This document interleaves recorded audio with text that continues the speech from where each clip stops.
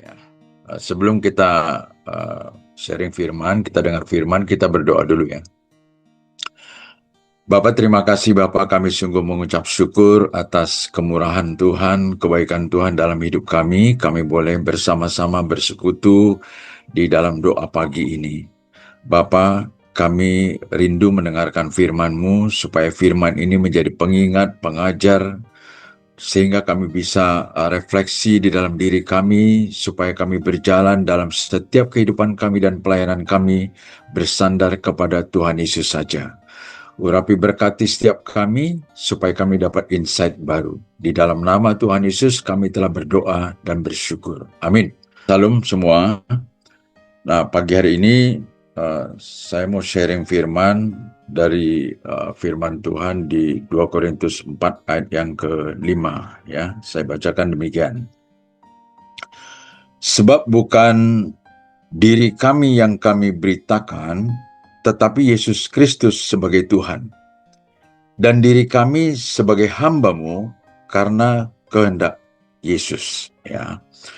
Nah, jadi saya coba merenungkan apa yang menjadi pesan Tuhan buat setiap kita ya, karena gereja kita ini tidak terlepas dari pelayanan kita ya, banyaknya pelayanan kita ya. Jadi kita perlu belajar, kita perlu mengevaluasi, kita perlu kontrol diri dan seterusnya gitu ya. Makanya Paulus katakan, sebab bukan diri kami yang kami beritakan, tetapi Yesus Kristus sebagai Tuhan. Itu yang pertama.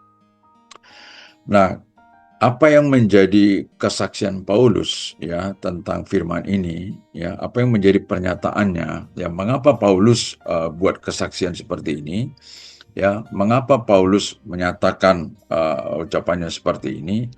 Nah, kita menyadari dan tahu bahwa Paulus itu adalah orang-orang yang dalam pelayanannya itu banyak menghadapi pencobaan ya, banyak mengalami penolakan dalam setiap pemberitaan maupun pengajarannya ya, seperti seolah-olah dia bersaing dengan pengajar-pengajar atau guru-guru palsu yang lain.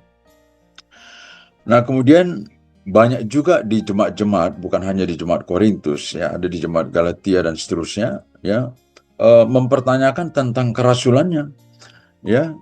Kenapa mereka itu mempertanyakan kerasulannya ya? Karena mungkin secara duniawi ya, kalau pada masa itu pengajar-pengajar yang punya kapabilitas atau kemampuan berretorika ya, biasa itu bisa lebih didengar ya.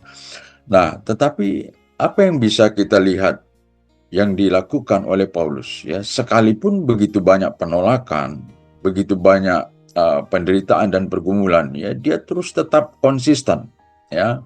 Dia tetap terus fokus kepada pelayanannya ya, di mana Kristus adalah fokus pemberitaannya. Nah, dia juga sampai mengalami satu pertentangan ya pada masa-masa pelayanannya, karena eh,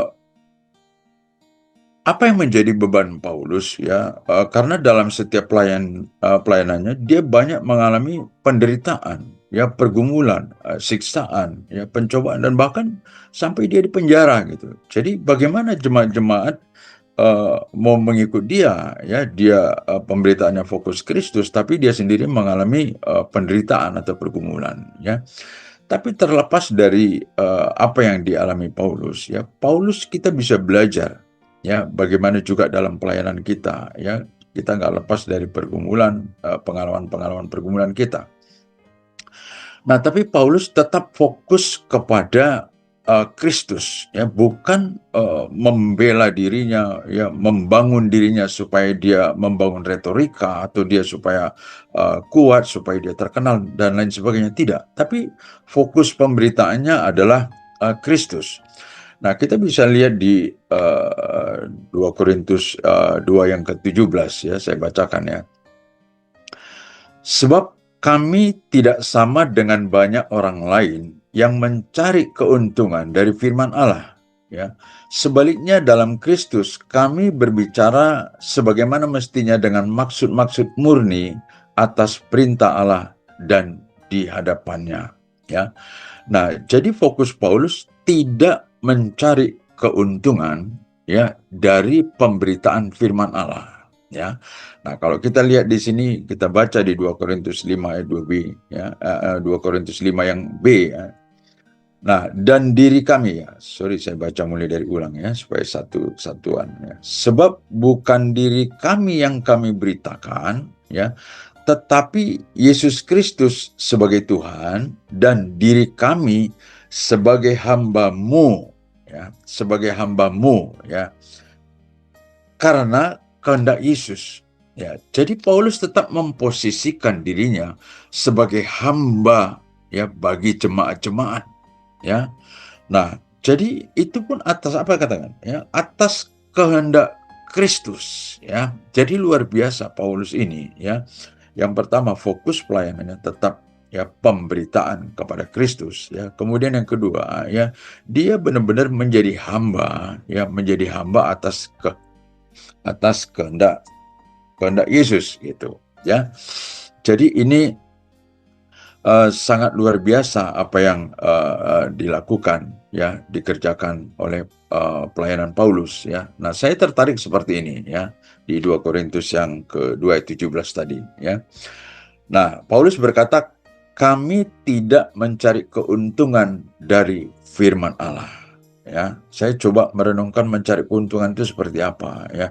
Nah, ternyata setelah saya telusuri itu dari bahasa Yunani kapelewo, ya, artinya apa? Ya, dia mengambil analogi dari seorang pedagang yang memanipulasi barang-barangnya supaya dia mendapatkan keuntungan. Nah, Paulus mengambil analogi seperti itu. Artinya apa? Dalam pemberitaannya, dia tidak sedikit pun mengambil keuntungan, ya. Mungkin bukan materi, ya, mungkin popularitas, mungkin mempertahankan jati dirinya, identitasnya, dan lain sebagainya. Nah, tapi itulah yang dilakukan Paulus. Nah, apa yang jadi fokus kita? Paulus mengatakan apa? Sebaliknya dalam Kristus, kami berbicara sebagaimana mestinya dengan, perhatikan ini, dengan maksud-maksud murni atas perintah Allah di hadapannya. Nah, jadi kita juga dalam pelayanan ini, ya, kita diingatkan dalam melayani kita harus punya maksud-maksud murni, ya, atas perintah dan kehendak Allah, ya. Jadi ini pengingat buat kita, ya, supaya fokus pelayanan kita, arah pelayanan kita kepada Kristus, ya. Dan kita adalah apa? Yang kedua, kita adalah hamba, ya. Kita adalah hanya hamba atas kehendak Allah, ya. Jadi bukan menghamba-hambakan. Memang kita adalah menyerahkan hidup kita sebagai hamba, ya, buat orang lain, buat jemaat atas kehendak Allah. Nah, ada satu yang kita boleh lihat apa yang Paulus sampaikan, ya, mengenai pelayanannya, mengenai konsistensi dan komitmennya, ya. Kita bisa lihat di 2 Korintus 2 ayat 14 sampai 15. Dia berkata begini, ya. Nah, tetapi syukur bagi Allah yang dalam Kristus selalu membawa kami di jalan kemenangannya. Dengan perantaraan kami, Ia, Allah, menyebarkan keharuman pengenalan akan Dia di mana-mana. Nah, jadi Paulus itu sangat bersyukur, ya. Dia dia mengoreksi dirinya, ya. Pengenalan akan Kristus, ya, itu menjadi satu keharuman, ya. Jadi ini luar biasa ini dalam pelayanan Paulus, ya. Bagaimana Allah itu menyebarkan keharuman, ya. Allah itu menyebarkan keharuman pengenalan akan Dia di mana-mana karena pelayanan Paulus, ya, melalui mereka, melalui timnya gitu. Nah, jadi ini sangat luar biasa, dong. Nah, kita juga bisa mengikuti pola daripada Paulus. Biarlah pelayanan kita menjadi keharuman, ya, bagi pemberitaan firman, ya, untuk memberitakan kabar baik, ya, bagi mereka yang belum diselamatkan. Nah, yang kedua kita lihat ayat yang ke-15, ya. Sebab bagi Allah kami adalah bau yang harum dari Kristus di tengah-tengah mereka yang diselamatkan dan di antara mereka yang binasa, ya. Jadi Paulus di sini memposisikan dirinya sebagai korban yang harum, ya, bagi Tuhan dalam pelayanannya, ya. Jadi ini yang sungguh menginspirasi sekali ya buat kita ya, bagaimana apa yang kita kerjakan, apa yang kita lakukan itu benar-benar untuk kemuliaan Tuhan ya, pelayanan kita untuk kemuliaan Tuhan, fokus kita untuk pelayanan Tuhan. Itu sebabnya makanya Paulus fokus kepada seperti di Kolose 1 ayat 28 ya kan. Nah, dialah yang kami beritakan. Ya, artinya memang Kristuslah yang menjadi fokus pemberitaan. Nah, kita juga seperti itu ya. Kristuslah yang jadi fokus ya. Karena kita juga harus mengoreksi pelayanan kita ya. Apa yang kita sampaikan, apa yang kita fokuskan ya. Jadi melalui sharing kita ini ya, Kristuslah yang jadi fokus ya. Kristuslah jadi yang utama dan terutama ya. Saya sangat tertarik dengan apa yang disampaikan Paulus di 2 Korintus 4 ayat 10 ya. Ini sangat luar biasa ya, saya bacakan ya. Kami senantiasa membawa kematian Yesus di dalam tubuh kami ya, supaya kehidupan Yesus juga menjadi nyata di dalam tubuh kami. Nah, Paulus menggambarkan bahwa dirinya, biarlah kematian Kristus ada di dalam dirinya. Ya, itu kan luar biasa. Supaya apa? Supaya Kristus nyata dari hidupnya. Supaya Kristus nyata dari pelayanannya, gitu ya.